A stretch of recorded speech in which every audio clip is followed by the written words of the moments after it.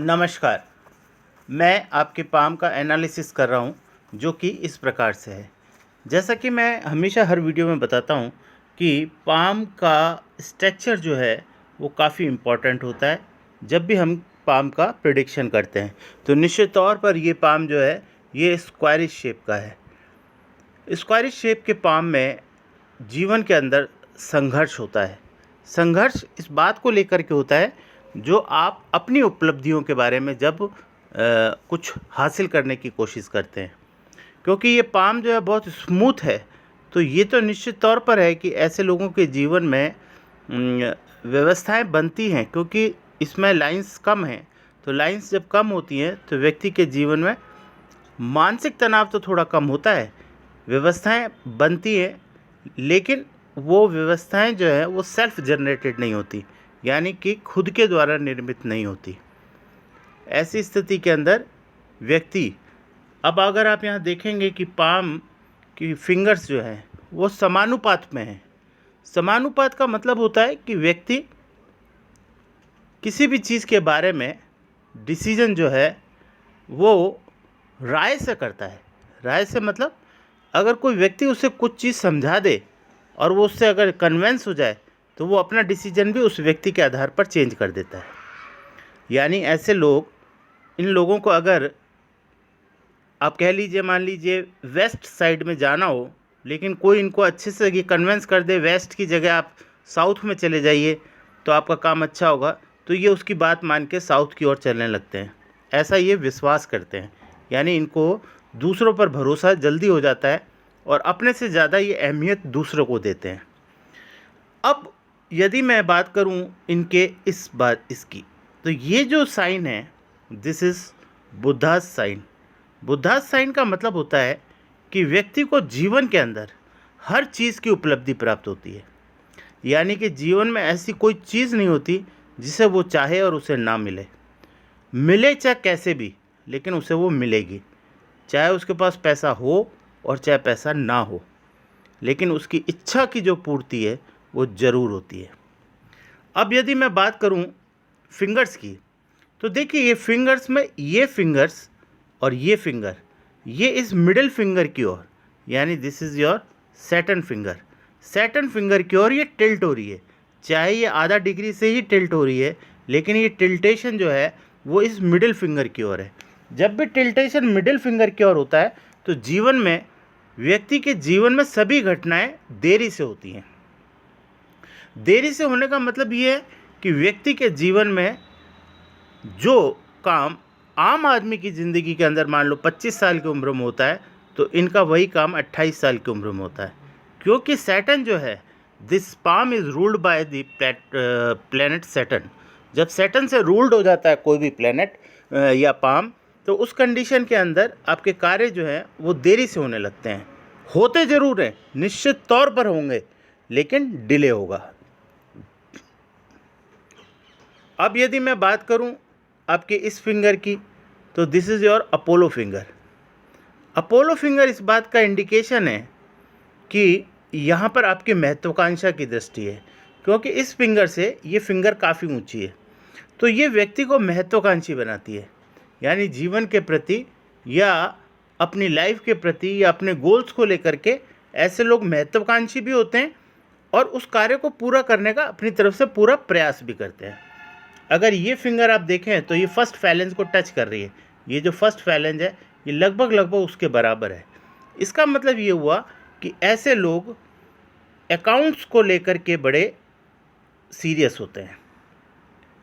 यानी कि ये जो भी काम करते हैं उसके अंदर अकाउंट को प्रायोरिटी देते हैं। यानी चीज़ सिस्टमेटिक हो, किसी से वाद विवाद ना हो किसी तरीके का, इनका प्रयास ये रहता है। तो ये उसी दृष्टिकोण से अकाउंट्स को मेंटेन करते हैं और अपनी बात किसी को कहने में झिझकते नहीं हैं। कहने का मतलब अगर इनके अंदर कोई भी तरह का भाव पैदा हो जाए, चाहे वो नेगेटिव हो चाहे वो पॉजिटिव हो, तो ये मौका देख के बहुत जल्दी उस बात को क्लियर कर लेते हैं। यानी चीज़ों को दबाकर अपने अंदर नहीं रखते। अगर इनके मन में किसी के प्रति कोई द्वेष भावना भी पैदा हो जाए तो ये उसको भी क्लैरिफाई करते हैं और बहुत जल्दी क्लैरिफाई कर लेते हैं। इसलिए ऐसे लोगों के संबंध जो हैं वो हर व्यक्ति के साथ में लॉन्ग लास्टिंग होते हैं। लॉन्ग लास्टिंग का मतलब ना टूटने वाला संबंध, यानी कि जो लंबा संबंध चलता है हमेशा। ऐसे लोग हमेशा ऐसे संबंधों को निभाते हैं। अब यदि मैं बात करूं इनकी माइंड लाइन की, तो ये जो माइंड लाइन जो है ना, इनकी बहुत स्ट्रेट है। जब स्ट्रेट माइंड लाइन होती है तो यहाँ पर दो प्रॉब्लम होती है।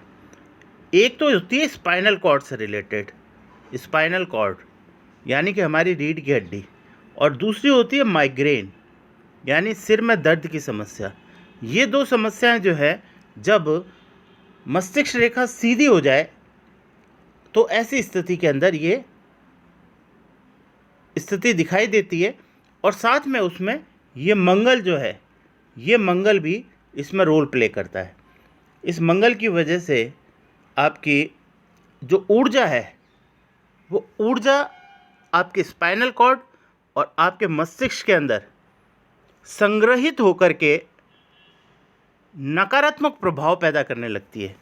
इसकी वजह से आपको माइग्रेन और स्पाइनल कॉर्ड से रिलेटेड जैसे प्रॉब्लम होती है, जैसे कंधे में दर्द होना, बहुत देर बैठे रहने की समस्या, या हल्का फुल्का कमर में दर्द होना, या जो भी इससे रिलेटेड चीज़ें होती हैं, उनका आपको सामना करना पड़ सकता है। अब मैं आपको बताता हूँ, देखिए कि अगर मैं इनकी सैटर्न लाइन की बात करूँ तो ये सैटर्न लाइन यहाँ ख़त्म हो गई, तो निश्चित तौर पर ऐसे लोग जीवन में पैसा कमाना चाहते हैं। यानी कि ऐसे लोग ये चाहते हैं कि मेरे पास पैसा हो, मेरे पास सारी सुविधाएं हो, और मेरा नाम हो। नेम, फेम और मनी, ये तीन चीज़ों की इच्छा लेकर के ये पैदा होते हैं, और निश्चित तौर पर पूरी ज़िंदगी उसके लिए प्रयास भी करते हैं। सफलता कब मिलेगी वो मैं आपको बताता हूँ। क्योंकि ये जब सैटर्न के नीचे ये हार्ट लाइन जब ख़त्म हो जाती है, तो यहाँ पर दो चीज़ें आती हैं निकल के।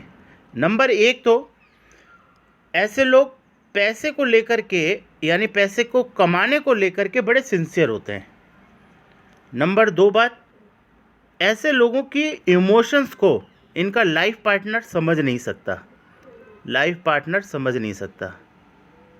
यानी कि इनकी जो पत्नी होगी वो इनकी इमोशनल भाव को कभी भी स्पष्ट रूप से नहीं समझ पाएगी। क्योंकि जब ये सैटर्न के नीचे लाइन रुक जाती है, तो ऐसी स्थिति के अंदर ये अगर किसी फैमिली मेम्बर के लिए अगर खून भी देंगे ना, ब्लड, तो लोग मजाक में समझेंगे कि ये पानी है। यानी ये भावनात्मक रूप से इनको लोग समझ नहीं पाते। हालांकि ये बहुत भावुक और बहुत दिल के साफ लोग होते हैं, इसलिए इनका काम या इनकी बातों से ऐसा लगता है सामने वाले को कि जैसे ये बहुत आसान चीज़ है जो ये कर रहे हैं। तो ये चीज़ जल्दी से किसी के समझ नहीं आती। और कभी कभी ये लोग आउट ऑफ वे जब किसी की हेल्प करते हैं तो वो भी डाउटफुल हो जाती है। सामने वाले व्यक्ति को उसमें शंका की दृष्टि दिखाई देती है कि ये इस तरह से मेरी मदद क्यों कर रहा है, या जो व्यक्ति इनको इस तरीके से मदद करता हुआ देखता है वो भी शंका में आ जाता है कि ये आदमी इसके साथ ऐसी मदद क्यों कर रहा है। तो ये समस्याएं तो आती हैं, क्योंकि ये प्लेनेटरी कॉम्बिनेशन है, इसमें घबराने की कोई बात नहीं है, क्योंकि यहाँ पर सब चीज़ पॉजिटिव है, इसमें नेगेटिविटी कहीं नहीं है। तो निश्चित तौर पर जो भी आप सोच रहे हैं, कर रहे हैं, जैसा भी कर रहे हैं, वो आपके लिए अच्छा है। अब देखिए, मैं यहाँ बात करता हूँ, अगर आप बहुत ज़्यादा गौर करेंगे तो आप देखेंगे कि यहाँ पर इस सन के ऊपर इस तरीके का एक क्रॉस साइन है जो कि आपको दिखाई नहीं देगा। अगर बहुत अच्छे से आप कोशिश करेंगे तो आपको समझ में आएगा कि यहाँ पर एक लाइन को दूसरी लाइन काट रही है। ऐसी स्थिति के अंदर व्यक्ति के साथ तीन चीज़ें होती हैं, या तो व्यक्ति के पिता नहीं होते, या व्यक्ति के पिता के साथ वैचारिक मतभेद होते हैं, और या पिता के साथ बिल्कुल बनती नहीं है। ये तीन स्थितियों में से कोई ना कोई एक स्थिति होती है। खैर, उसके अलावा ये इस तरीके का जब सन हो जाता है तो ऐसी स्थिति के अंदर व्यक्ति को अपना नाम, यानी नाम कमाने के लिए जद्दोजहद करनी पड़ती है। इसका जद्दोजहद का कारण है कि जो सन की पोजीशन है, क्योंकि यहाँ पर क्या है कि जितने भी प्लेनेट हैं, चाहे वो ये हो, चाहे वो ये हो, चाहे वो ये हो, चाहे वो ये हो, ये प्लेनेट जो है, इनका जो एपेक्स है वो अपने प्लेस से, जैसे ये से यहाँ होना चाहिए, तो या तो ये इस तरफ शिफ्ट हो गया और या ये इस तरफ शिफ्ट हो गया। ऐसी स्थिति के अंदर ग्रहों की जो पॉजिटिविटी है, जिसे हम कहते हैं सकारात्मक ऊर्जा, उसमें थोड़ी कमी आ जाती है और व्यक्ति को अपनी, उसी वजह से व्यक्ति को लाइफ में सफलता मिलने में थोड़ी देरी होती है। हालांकि उसका डायरेक्शन सही होता है, ऐसे लोग सही डायरेक्शन में मूव करते हैं, लेकिन गाड़ी में थोड़ा स्पीड में गियर जो है वो थोड़ा स्लो हो जाता है, लेकिन निश्चित तौर पर ये एक समय में उस उपलब्धि तक पहुंच जाते हैं। अब मैं अगर फेट लाइन की बात करूं तो ये इनकी फेट लाइन है।